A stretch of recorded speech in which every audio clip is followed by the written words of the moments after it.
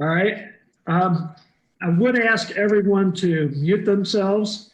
Um, it's my pleasure to introduce Hal Raper, and I'm actually going to let him introduce himself. I know that's terrible, but I got a whole one-page bio. I know at least one of his former dental clients, Hal is a retired dentist here in Atlanta, is online. Hal is actually a native of Atlanta. He was born at the Piedmont Hospital, the old Piedmont, as he said, although he grew up in Warm Springs. And so we were just hearing stories about Warm Springs and in that area, and I'm sure he'll share some of that. Um, I will give the plug for Buckhead Heritage. If anyone is not a member, please contact us. Feel free to join us. We're doing these Zoom programs at least once a month. We're also doing book clubs, and we'd love to have you join us and support the organization. This is a tough time for nonprofits, so I'll just say do whatever you can. I appreciate everybody joining. I'm going to turn it over to Hal now, and we'll go from here. Thank you. Thank you, John, and thank you, Faye. It's a great pleasure to be here and have an opportunity to speak as a new member of the society. I am a newcomer also to Buckhead. I've only been here 50 years and practiced dentistry here for 45.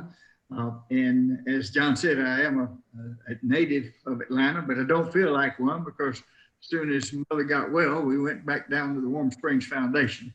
Down in Warm Springs, Georgia, where I grew up, and basically remember seeing FDR's funeral train pull out. Came up and went to Emory and got a dental degree, and spent 3 years in the U.S. Navy. 2 of those aboard an aircraft carrier, the USS Hornet, which was a wonderful experience. Stayed in the Navy Reserve, retired as a captain years later, and practiced here in Buckhead with Harold Lanier for 45 years, and have been retired, and since then have enjoyed things like this. The person that I want to introduce tonight is a dear and wonderful, wonderful Buckhead lady whose name is Anita Benteen Mitchell. And it's hard to believe that she has a direct personal connection to this man that you see's picture, George Armstrong Custer. That connection is her grandfather. His name was Frederick Benteen, and he was with Custer, and he is known as the hero of the Little Bighorn because although he didn't save Custer, he saved over half the regiment. We'll talk about Benteen in a little bit, but let's talk about Anita and how she came to Buckhead. Anita was born in 1902 to a military family. Her father had followed his dad in the Army, and she lived pretty much all over. But as a young woman, she went to nursing school and became a nurse. And that is how I knew her, because she, back before the World War II, was working at Warm Springs as a nurse and was a good friend of my parents there. And she used to actually babysit for me when I was just a little fella.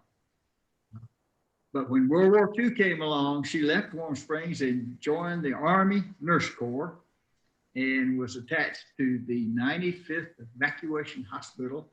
And she was right there near the front lines. She followed the forces right on the beach, and she was in tents and surgical hospitals throughout the rest of the war. She told me personally that she would give anesthesia 2 soldiers at a time, dripping ether on a mask of cotton for 18 hours a day in those tents, and she could hear the shells going off not far away. But Anita came back from the war and went to work at Emory. Along about 1951, it was time to settle her father's estate and his property, which was down in South Atlanta.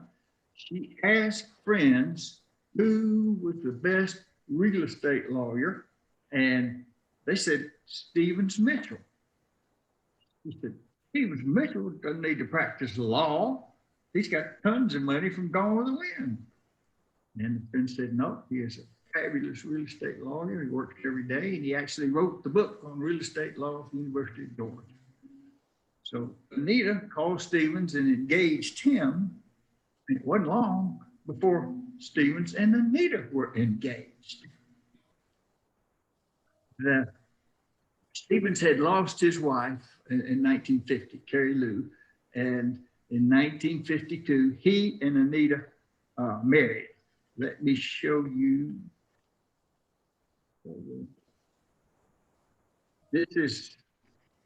Here we see Anita in her uniform of the Army Nurse Corps, World War II. She was actually a World War II hero. And here she is going down to her wedding reception. Now, she and Stevens got married in the Sacred Heart Church downtown, and there's a great story Mother told about that. Turns out it's out of focus. Turns out that the city of Atlanta was tearing up the street outside the church, jackhammers and machinery, and couldn't hear anything in the church. And a young priest said, "I'll take care of that." And he went out there and he said, "Guys, would y'all like a beer?" And of course they said, "Yes." So they went around the corner and they drank beers while Anita and Stevens said their vows. And here she is going down to her reception. And here is their reception in August of 1952. They were married until they each died. In 1952, they decided to move to Buckhead. And so they bought a home at 3358 Haversham Road. That is the first driveway as you go north past Knollwood. It was an unusual house for that part of Haversham because most of the houses are large two-story traditional homes, and this was a kind of an unpretentious one-story little ranch with an open carport. Very comfortable and a beautiful lot. They lived there until Anita died in 1978 and Stevens died in 1983. They both buried at Oakland. And after they died,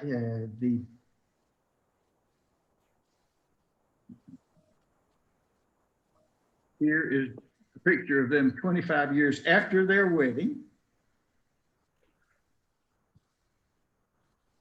And this is the house that is on the property now.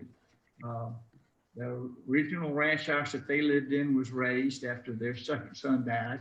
And so this is the beautiful home that is there at this time. So as we see, that's how Anita Mitchell came to Buckhead. Now, how did her family get to Atlanta? Well, that's a long and dusty and sometimes bloody trail. It began in 1834 in Petersburg, Virginia, where Frederick Benteen was born. Family moved out to St. Louis in 1850, and as Civil War folks know, St. Louis, Missouri was under a lot of unrest because the South wanted it as a slave state and the North wanted it as a Union state. In 1860, President Lincoln was elected.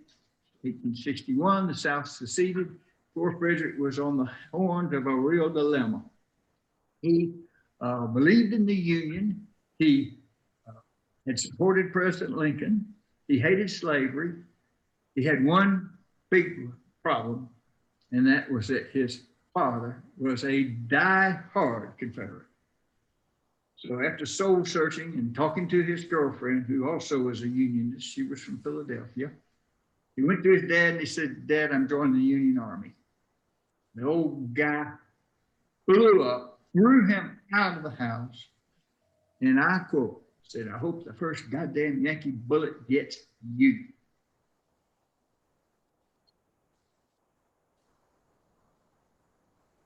And this was the man who we're talking about. He helped form a volunteer company there in St. Louis. It became part of the Missouri 10th Cavalry. They fought all up and down the Mississippi. And during the war in 1862, he went back to St. Louis. He married that Yankee girl, and her name was Kate Norman. They had 5 children. None of them survived except for one boy whose name was Freddie, and that was Anita's father. And he went on to do his Army career also. The path to Atlanta really opened up in January of 1865 when the 10th Missouri was attached to James Wilson's army that was to invade Alabama. And as you Civil War folks know, Wilson was the Sherman of Alabama. His mission was to go down there and tear up Confederate facilities, and the final objective was to take Selma. A fight all the way down through Alabama because he was opposed by old Nathan Bedford Forrest. They were successful. They took Selma. Then Lee had actually surrendered, but they didn't know it, so they proceeded on to Columbus. They took Columbus and LaGrange and West Point, and they headed on to Macon. At Macon, they were met by a big white flag, and the Confederate general said, "Stop, stop, the war is over." South has surrendered. They verified this by telegraph, and the general sent Benteen and his group on to north to Atlanta and on to Nashville to disband. The rest of them stayed, and they actually caught Jefferson Davis as he came through the South. This was Benteen's first visit to Atlanta, and he decided that he did not want to go back to St. Louis, and he wanted to stay in the Army, and applied and was accepted, and he was a lieutenant colonel and was given command, and this will get your attention, the 138th United States Colored Troops Regiment. And guess where they were assigned? Atlanta, Georgia. That lasted about 6 months. They were disbanded in January of 1866, and I can't tell you why. But during that fall, Benteen went down south of Atlanta and bought a farm 3 miles outside the city limit. It's bordered on the south by the McDonough Road across from the federal prison, east up Boulevard past Entrenchment Creek, over west, over east to Moreland Avenue. And then he was out of a job, so he and Kate set up a tent down there and started farming. Well, Benteen didn't like farming. In 1867, he applied to go back into the Army and was accepted and was given a commission in the 7th Cavalry as a captain under this man right here, George Armstrong Custer. Now we're getting close to the big one. They fought Indians up and down from Texas to Canada for 12 years. Just moved to 1876, June of 1876. The Indians were in trouble because gold had been discovered in their sacred lands in the Black Hills of the Dakotas. And the Indians realized that they're in a bad situation because the place was filling up with settlers. And they decided they'd make one last stand to get them out of there. So they had a huge powwow in eastern Montana. The Army heard, and they sent Custer or other regiments up there to take care of these Indians. Custer made what I would consider 2 major mistakes. He was scouting for the Indians. He stopped at the entrance to the Valley of the Bighorn, and there he did not listen to his intelligence. Mistake number 1. He had 25 Indian scouts, several old crusty mountain men. They all said, "Big, big power, many, many, many teepees." many horses, many braves, bows, arrows, guns. The Indians didn't have a word for 1,000. The crusty old mountain man said, "General," and he was a colonel, they called him General, "if we go up there tomorrow, we'll be in hell tomorrow afternoon." So Custer said, "I'm not worried about the Indians." And then he made mistake number 2. He divided his troops. Captain Benteen went and said, "Sir, don't we need to stay together? That's a lot of Indians in one place." "Nope. I'm going up the east side of the river." Marcus, his name was Marcus Reno, said, "You go up the west side, and Benteen, you go south and also send troops back to protect the pack train." Now, the pack train wasn't just a couple of mules. It was 140 slow-moving, heavily laden mules, and it had everything the regiment needed way back. Off they went. Well, we know what Custer got into thanks to this guy, Sitting Bull and Crazy Horse and the Sioux and the Lakota. He got into a nest of wildcats up there, which we know. And Marcus Reno followed his orders and went up and down the south end of the big Indian village. He said, "Oh, you're in great shape. I'll come from the south. Custer comes from the east. We catch him in a pincher and we got him." No sooner were those out of his mouth than 1,000 Indians came screaming down on him. So all Reno could do was scatter and get across the creek and climb a bluff and take a defensive position. Meanwhile, Benteen had done what he was told. He scouted and didn't find any Indians, so he said, "I'm going back to the regiment." He turned and came back, saw the smoke and heard the gunfire, crossed the river, got up there in time to save Marcus Reno. Reno would have been just like Custer had it not been for Benteen getting there, sharing ammunition.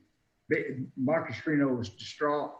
Benteen got in there, formed better lines, drove the Indians back, and they were fighting for their lives too. He didn't have enough to go after Custer. Noon came. They were low on water. Benteen even got up a working party to go to the river and get water. And the great thing was the mule train got there, and that evening the Indians disappeared. The Indians left. They thought it was a trick, so they all stayed in place that night, sent scouts the next morning, and the scouts came back and said the Indians are gone. Said they are through. They packed up. We saw a cloud of dust 1/2 mile wide going across the plains. So we know Benteen and the troops went up to find Custer, and what they found was beyond description. Not only were the 220 dead, not a single survivor, everybody was stripped naked, all the clothes, weapons, of course, and they were mutilated, scalped, noses cut off, ears cut off, all appendages cut, stabbed full of holes, crushed with clubs. The old crusty sergeant said the worst thing he'd seen since the Civil War, worse than anything he saw in the Civil War. They hastily buried the dead as best they could. They identified Custer, and this is what the land out there, and the lady said she's been there. I have not. Rolling hills, few trees, not much place to take cover, not totally flat, it's hilly.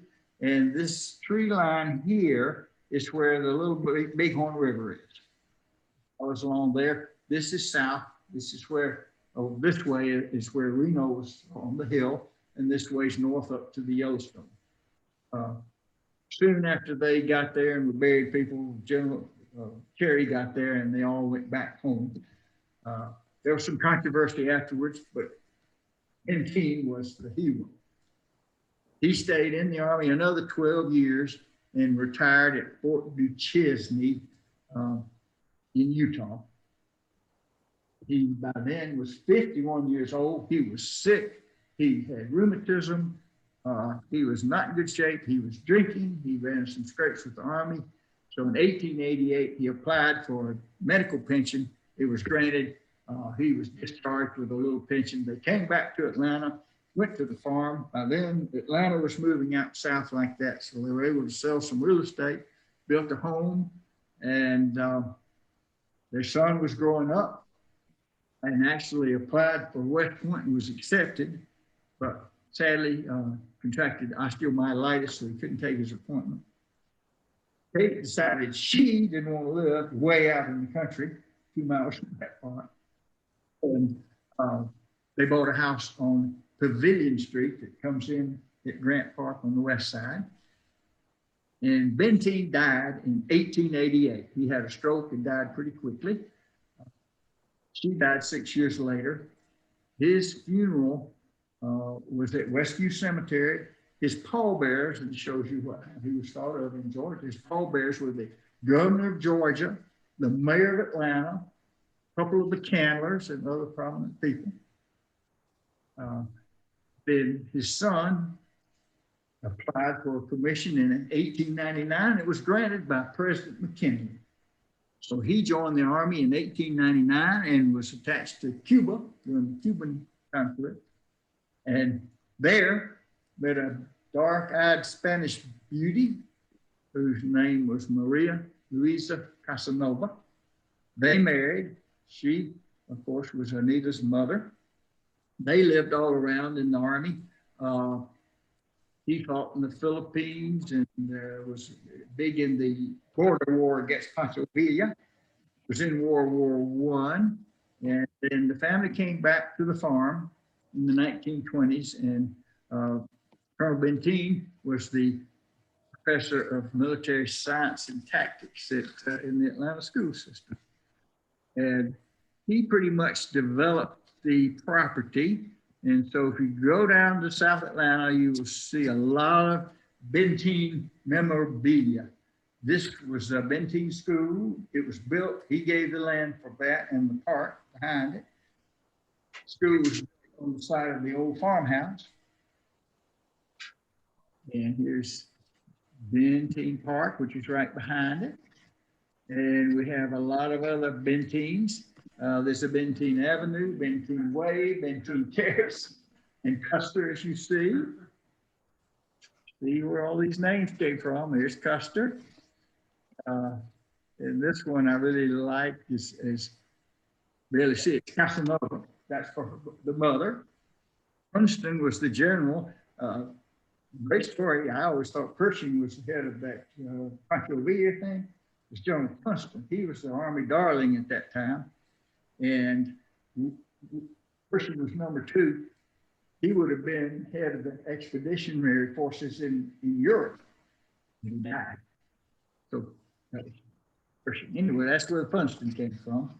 And we finished with Pershing.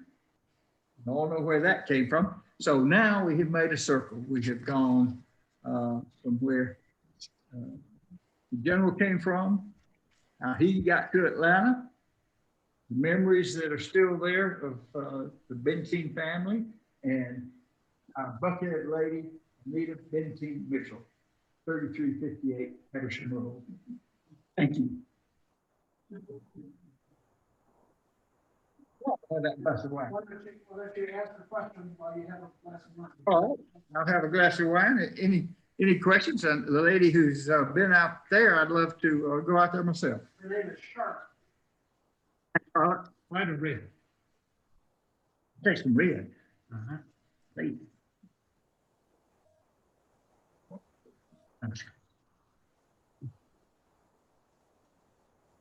No questions? Comments? I have a question. Did you when you were doing your research, did you access the Hargett Library at UGA to look at Benteen's papers?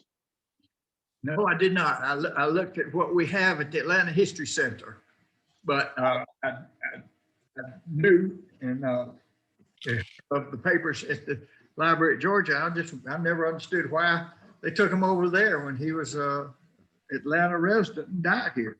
But anyway, that's where they are. No, I have not seen those. I will just share this one thing with you. You will find it very enjoyable when you see the letters that transfer between his lonely time out in the plains and his wife. Will leave scandal by today's standards. You'll enjoy it immensely. Oh, great. I look forward to it. He had a beautiful handwriting. He actually did some painting. He was somewhat of an artist, and instead of just being a painter, he was a sign painter in St. Louis. But It's a fabulous collection. in the Army, they paint signs. No, it's a real big deal. The Benteen Heights and all that stuff is a big deal. There's a lot of stuff over there. This is really nice. I really appreciate you doing this. Well, thank you. It's been my great pleasure. And Faye, you had a question about relation with Margaret Mitchell? Did Whether it was a connection with the family with Margaret Mitchell? Stevens was her brother. Right. Stevens is her brother. Yeah. I don't know of any connection, but interestingly, in Gone with the Wind, remember one of the characters is named Will Benteen. Yeah. So that Benteen name would have been probably known to Margaret, but I had no known connection between the time that Stevens and Anita met. And I always heard they met because of music. I don't think I never heard it. I just felt like Make a comment about how you just can't came imagine. back here. that many people I never heard talk, But when you're standing, per se that she had ever known Margaret Mitchell. Well, you understand. in her younger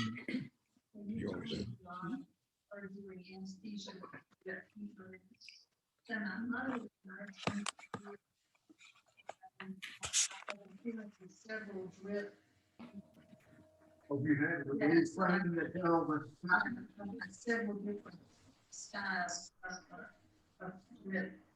Seizures. And she said the students, they gripped the ether on the bars and just kind of the patient's respirations to see if they needed more. It was on my field. How you might repeat that because I'm not sure people can hear you.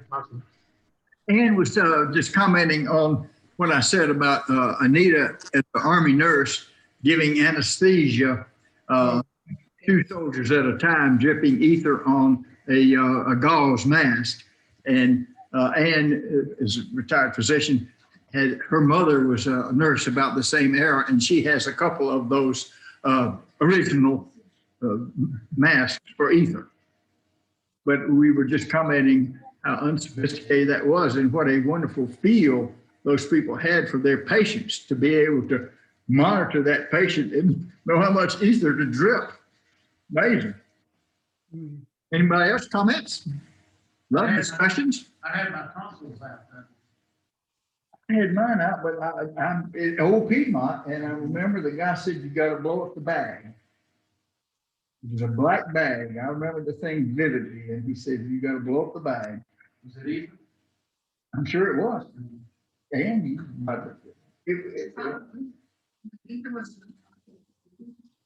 yeah, because it blew up. Very dangerous. My dad did anesthesia. And he, if you got a spark with ether, had a wire on his shoe to stay grounded. So in the 40s, I think he used anesthesia, but I think it wasn't drip. It was in a mask of some sort. Yeah, but I vividly remember there was a black bag, and he said, you could blow up the bag, blow up the bag. I wasn't blowing, that was all it was to me. So Charlotte, were you the one that said you had been to Little Bighorn? Yes, Bob and I were there fishing. This is going back over close to somewhere around 30 years ago, but I'll let Bob tell that story. Well, we visited the battlefield more than once. And I think the one thing I was having troubles with is understanding how they could have, set upon and slaughtered the cavalry. But when you're there and you see the terrain on the side of the river, at some points you can't see further than maybe 5 feet in front of you, such a rolling terrain. And when you get out there and you see, we had a fabulous guide. He was just so enthusiastic. It's a very a very emotional experience to go out there. I mean, it's not quite like Battleship Arizona, but it's close. And you see what happened and how they just came upon this area and they were just totally surrounded and they didn't have a chance.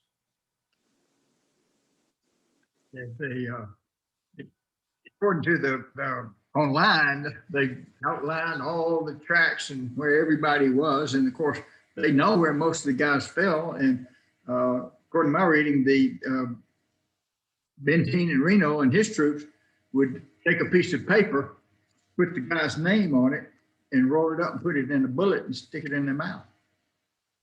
So they're Oh, pretty accurate about knowing who fell where. But Where amazing. is Street? Where is that street? Pershing Street. Pershing is north of the neighborhood. It is on the other side of that big entrenchment creek, and you turn to the right off Boulevard and go back in there and you hit Pershing. Near Grant Park, near that area? Yes, it's about not even a mile. Pershing's not even a mile south of Grant Park. The biggest street there is Custer, which goes from Boulevard over to Moreland. Oh, But I'll say this, General Benteen would never have named the street for Custer because he hated Custer. Hated Custer. Oh, Who named his son, Freddie, his son, and those streets were really, that was pretty much developed in the 20s and 30s. So, and his son lived to 1956. And so I'm sure he's the one who. So that would be near Confederate Avenue or whatever it's South called now. Confederate. Whatever it's You know been where the changed. federal prison is? Yes. Well, it starts right there at the federal prison and goes up just a mile and a half and then over to Moreland. There's a creek called Entrenchment Creek. Right. And Stephen Smith used to talk about that. And he knew all about everything. He said, I've never been able to find out why they named it Entrenchment Creek. Anybody know? mm-mm. Anybody know why it's called Entrenchment Creek? No. Girls barbecue. Yes, it was right there on McDonald. And all those people lived in those nice little brick houses, and they all worked at the Chevrolet plant and around there. And of course, Chevrolet plant's gone, Harold's gone, so the neighborhood went, but now it's coming back up. It's just coming, I think we drove around there, and Kathy would tell you it's a real pretty neighborhood and lots of nicely kept homes nowadays. Wow. Yes. Somebody say hi. I just said, wow, that's just Oh, wow. amazing. Okay. I never, I'm sorry. No other questions. Thank you all so very much. I've got one. Well, thank you. Thank you. Yeah, Mark, do you have something? Remind us how you met Anita. I don't remember because I was about maybe 6 or 8 months old.